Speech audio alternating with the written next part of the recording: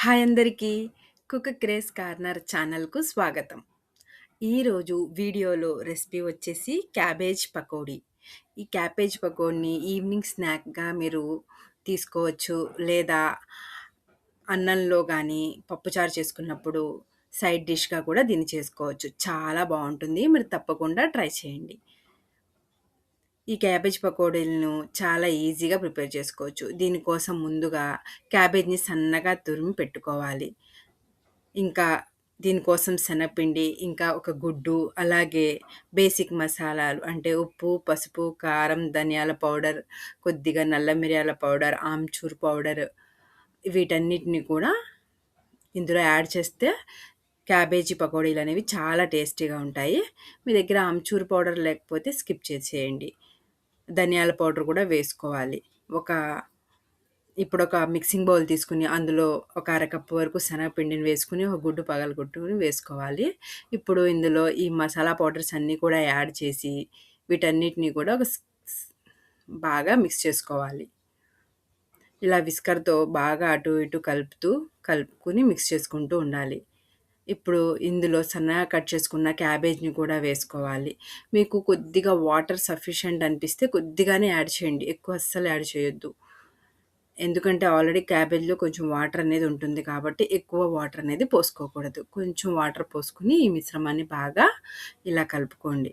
ఇప్పుడు ఇందులో ముందుగా తురిమిన క్యాబేజీని కూడా ఇందులో వేసుకోవాలి. చూడండి క్యాబేజ్‌ని చక్కగా సన్నగా తరిగి పెట్టుకోవాలి. అప్పుడు మాత్రమే పకోడీలనేవి చాలా టేస్టీగా ఇంకా చూడటానికి కూడా చాలా బావుంటాయి. ఇప్పుడు ఈ మసాలాలన్నీ కూడా ఈ క్యాబేజ్‌కి బాగా తగిలేలాగా కలుపుకోవాలి.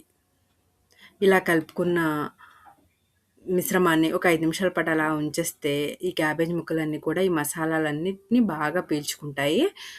ఇప్పుడు ఒక కడాయిని తీసుకొని అందులో సరిపడినంత ఆయిల్ తీసుకొని బాగా వేడెక్కనివ్వాలి. ఆయిల్ ఎక్కువ అవసరం లేదు. కొంచెం అవి మునిగి ఫ్రై అయ్యేంత వరకు చాలు. అంతేగాని డీప్ ఫ్రై అయితే నేను చేయట్లేదు ఇక్కడ. చూడండి ఇప్పుడు ఈ పకోడీని ఇలా ఈ విధంగా మరుగుతున్న నూనెలో వేసుకొని చక్కగా ఒక స్లో టు మీడియం ఫ్లేమ్‌లో ఉంచుకొని ఒక 2, 3 నిమిషాల పాటు బాగా ఫ్రై చేసుకోవాలి. ఒకవైపు బాగా ఎర్రగా కాలిన తర్వాత రెండో వైపుకు టర్న్ చేసుకొని చక్కగా ఒక బౌల్‌లోకి తీసేసుకున్నారంటే క్యాబేజీ పకోడీ తయారైపోతుంది. ఈ క్యాబేజ్ పకోడీలో నేను పచ్చిమిరపకాయలు గానీ, కొత్తిమీర గానీ వేయలేదు. ఎందుకంటే చిన్న పిల్లలు తింటుంటే పచ్చిమిర్చి తగిలి తినరేమోనని వేయలేదు.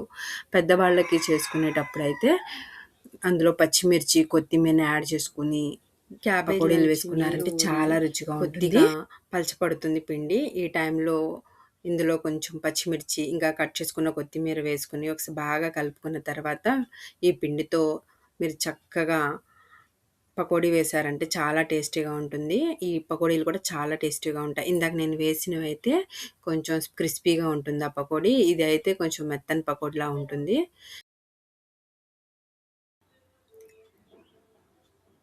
ఒకవైపు బాగా ఫ్రై అయిన తర్వాత రెండవ వైపునకి ఫ్రై చేసుకోవాలి. మిగతా పిండితో ఇలాగే సేమ్ అన్ని పకోడీలను కూడా ప్రిపేర్ చేసుకోవాలి. ఈ పకోడీలు ఆనియన్ పకోడీలు చేస్తాం కదా! అంత రుచిగా ఉంటాయి. మీకు తప్పకుండా నచ్చుతాయని అనుకుంటున్నాను. ఈ రెసిపీ గానీ మీకు నచ్చితే ఒక లైక్ చేసి మీ ఫ్రెండ్స్‌కు షేర్ చేయండి. అలాగే ట్రై చేసి మీకెలా కుదిరిందో మీ ఫీడ్‌బ్యాక్‌ను కామెంట్ చేయండి. మరిన్ని రుచికరమైన హెల్తీ వీడియోస్ కోసం కుక్ క్రేజ్ ఛానల్‌ను సబ్స్క్రైబ్ చేసుకొని పక్కనే ఉన్న బెల్ ఐకాన్‌ను యాక్టివేట్ చేసుకోండి. ఈ పకోడీలను ఏదైనా టొమాటో కెచప్‌తో గానీ, లేదా టొమాటో చట్నీతో గానీ తింటే చాలా బావుంటాయి.